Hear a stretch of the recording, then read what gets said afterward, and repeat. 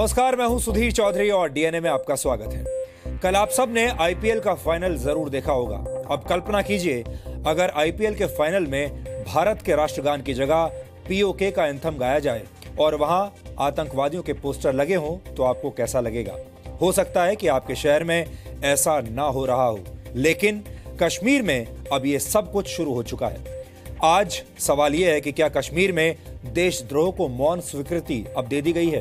क्या जम्मू कश्मीर में अफजल प्रेमी गैंग और पाकिस्तान के भक्तों को अपनी मनमर्जी करने का लाइसेंस अब मिल चुका है? हम ऐसा इसलिए कह रहे हैं क्योंकि कश्मीर में एक क्रिकेट मैच के दौरान पाकिस्तान के अवैध कब्जे वाले कश्मीर यानी पीओके का एंथम गाया गया।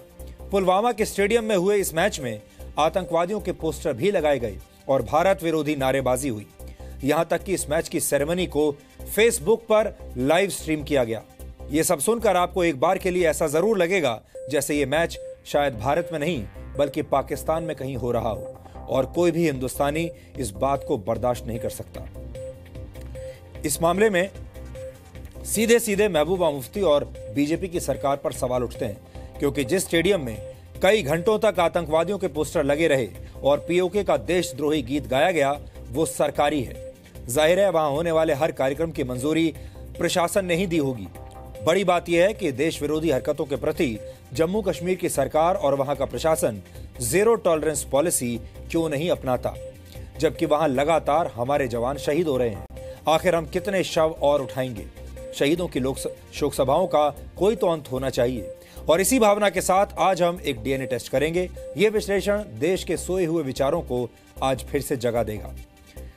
और इसके बाद हम आपको देश के पूर्व प्रधानमंत्री राजीव गांधी की हत्या की असली वजह के बारे में बताएंगे। कहते हैं आपके कर्म कभी आपका पीछा नहीं छोड़ते। ये बात सामान्य जीवन के साथ साथ राजनीति की दुनिया पर भी लागू होती है। आज हमारे पास एलटीटीई के एक पूर्व कमांडर का इंटरव्यू है और इस इंटरव्यू में इस कमांडर ने कई बड़े खुलासे किए हैं। एलटीटीई के इस कमांडर के मुताबिक देश की पूर्व प्रधानमंत्री इंदिरा गांधी और तमिलनाडु के पूर्व मुख्यमंत्री एमजी रामचंद्रन ने पावर और पैसे का इस्तेमाल करके एलटीटीई जैसे संगठन को पाल पोसकर बड़ा किया। इंदिरा गांधी ने कभी सपने में भी नहीं सोचा होगा कि बाद में यही संगठन उनके अपने बेटे और भारत के प्रधानमंत्री राजीव गांधी की मृत्यु की वजह बन जाएगा। ये भारत और श्रीलंका के बीच हुए कोल्ड वॉर और राजीव गांधी की निर्मम हत्या का एक ऐतिहासिक डीएनए टेस्ट है, जिसे देखकर आपको यह पता चलेगा कि एलटीटीई के असली स्पॉन्सर्स कौन थे। और आज हम आपको भारत की पहली सुपर लग्जरी ट्रेन तेजस के सफर पर लेकर चलेंगे। अब भारतीय रेल को एक ऐसा सुपरस्टार मिल गया है जिसकी बदौलत हमारी ट्रेन्स विकसित देशों की ट्रेन्स को टक्कर दे सकती हैं। इस सुपरस्टार का नाम है तेजस एक्सप्रेस, जिसने आज मुंबई से गोवा के बीच अपना पहला सफर पूरा किया। हमारी टीम ने तेजस एक्सप्रेस का एक on the track DNA test किया है जो आपको आज मिस नहीं करना चाहिए। हालांकि इस सुपर लग्जरी ट्रेन से जुड़ा सबसे बड़ा विरोधाभास यह है कि आने वाले समय में जिन रेलवे स्टेशंस पर यह ट्रेन खड़ी होगी यानी जहां रुकेगी या कहें कि पार्क होगी, वो आज भी बहुत गंदे हैं। यानी हमने सुपर लग्जरी ट्रेन तो बना ली, लेकिन ट्रेन की पार्किंग आज भी अस्वच्छ है। हम इस विरोधाभास का भी एक गहरा डीएनए टेस्ट आज करेंगे, लेकिन सबसे पहले आज की तमाम बड़ी खबरें नॉनस्टॉप न्यूज में। जम्मू कश्मीर में कश्मीरी युवक को सेना की जीप के आगे बांधने पर चर्चा में आए मेजर नितिन गोगोई को आर्मी चीफ बिपिन रावत ने सम्मानित किया है। मेजर गोगोई को काउंटर इमरजेंसी ऑपरेशंस के लिए प्रशंसा पत्र दिया गया है। 9 अप्रैल को बीरवाह में उपचुनाव के दौरान पत्थरबाजों से बचाव के लिए मेजर गोगोई ने फारूक अहमद डार नाम के व्यक्ति को सेना की जीप के आगे मानव ढाल के तौर पर बांधा था। वीडियो वायरल होने पर काफी विवाद हुआ था। सेना ने कोर्ट ऑफ इंक्वायरी के आदेश भी दिए थे। मामले की जाँच अभी चल रही है। बाद में सेना ने कहा कि चुनाव ड्यूटी में लगी टीम को पत्थरबाजों के बीच से सुरक्षित निकालने के लिए ये कदम उठाया गया था। 900 लोग उसको घेर चुके थे। उसके ट्रुप्स को किक कर रहे थे, थप्पड़ मार रहे थे। अगर वो फायर खोलता तो बहुत सारे लोग 20-30-40 लोग हताहत हो गए होते। जम्मू कश्मीर के नौगांव में शहीद 3 जवानों को श्रीनगर में श्रद्धांजलि दी गई। 2 दिन तक चले एनकाउंटर के दौरान इन जवानों ने एलओसी पर घुसपैठ की कोशिश नाकाम करते हुए देश के लिए सर्वोच्च बलिदान दिया। एनकाउंटर के दौरान 4 आतंकियों को मार गिराया गया। रक्षा मंत्री अरुण जेटली ने भी ट्वीट कर शहीद हवलदार गिरीश गुरुंग, शहीद हवलदार दमर बहादुर और शहीद राइफलमैन रॉबिन शर्मा को श्रद्धांजलि दी। नौगाम में आतंकवादियों की ओर से घुसपैठ की कोशिश को नाकाम कर दिया गया है। देश को हमारे सैनिकों पर गर्व है। नौगाम ऑपरेशन में जवानों ने 4 आतंकियों को मार गिराया है। मुठभेड़ में शहीद 3 जवानों को श्रद्धांजलि। जम्मू कश्मीर के पुलवामा में एक क्रिकेट टूर्नामेंट के दौरान देशद्रोह का मामला सामने आया है। 20 मई को शाइनिंग स्टार पंपोर और पुलवामा टाइगर्स के बीच खेले गए फाइनल मुकाबले के दौरान मैदान में पीओके का एंथम बजाया गया। एंथम बजाए जाने के दौरान दोनों टीमों के खिलाड़ी कतार में खड़े दिखे। इतना ही नहीं, मैच के दौरान मैदान पर आतंकियों की तस्वीरें भी लगाई गई। पुलिस ने इस मामले में एफआईआर दर्ज की और मैच के आयोजकों को भी पूछताछ के लिए तलब किया है। ऐसा नहीं होना चाहिए कि मैच से पहले कोई ऐसी इंसिडेंट हो। तो जो वहाँ के कमांडर्स हैं, जो फोर्सेस हैं, वो इस चीज को संज्ञान में लेंगे। पीओके का एंथम बजाए जाने को लेकर कांग्रेस ने बीजेपी पर निशाना साधा है। साथ ही उसने संकेत दिए कि वो कश्मीर मुद्दे पर सभी विपक्षी दलों के साथ बैठक कर सकती है। Civilian casualties, police casualties, terrorist incidents. Numbers you see. Fourthly, given this fact and given the fact that every segment of the opposition is very, very sensitively and gravely concerned about this crisis.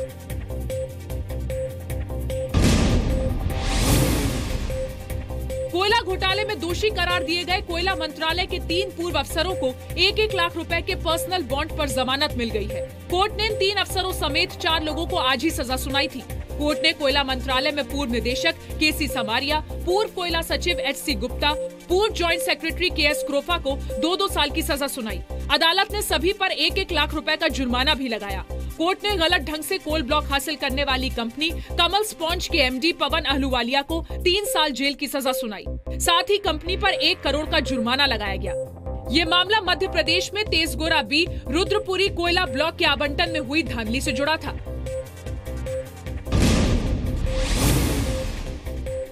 Triple तलाक पर all India Muslim personal law board ने आज supreme court में नया हलफनामा दाखिल किया।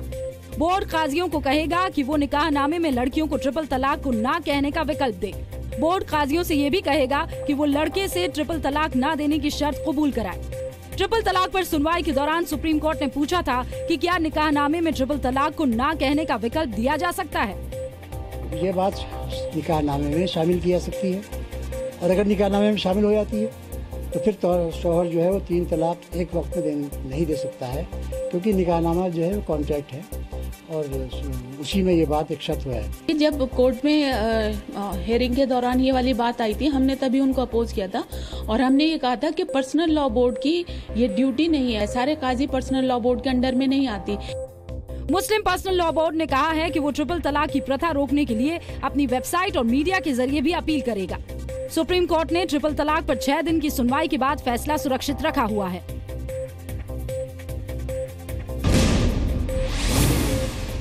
दो दिनों के गुजरात दौरे पर पहुंचे प्रधानमंत्री मोदी ने आज कांडला में 900 करोड़ की विकास योजनाओं की शुरुआत की।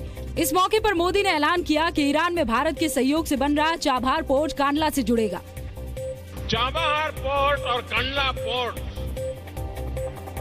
इन दोनों का जुड़ना विश्व व्यापार में अंगद की तरह कांडला अपना पैर जमाएगा। इतना बड़ा परिवर्तन आने वाला। प्रधानमंत्री ने कच्छ के कांडला में रोड शो भी किया। कल प्रधानमंत्री मोदी गांधीनगर के महात्मा मंदिर में अफ्रीकी विकास बैंक की सालाना बैठक में शामिल होंगे। मोदी सरकार केंद्र में 3 साल पूरे होने के मौके पर मोदी फेस्टिवल आयोजित करेगी। मोदी फेस्टिवल का मतलब है मेकिंग ऑफ डेवलपिंग इंडिया, जो 26 मई से शुरू होकर 15 जून तक चलेगा। इन 20 दिनों में केंद्र सरकार के सभी मंत्री और बीजेपी सांसद शहर शहर जाकर लोगों को केंद्र सरकार की 3 साल की उपलब्धियां बताएंगे। इस दौरान 900 शहरों में कार्यक्रम होंगे, जिनमें 450 नेता सबका साथ सबका विकास सम्मेलन में हिस्सा लेकर लोगों को केंद्र की योजनाओं के बारे में जानकारी देंगे। मुख्य कार्यक्रम गुवाहाटी में होगा, जहां मोदी न्यू इंडिया कैंपेन भी लॉन्च करेंगे।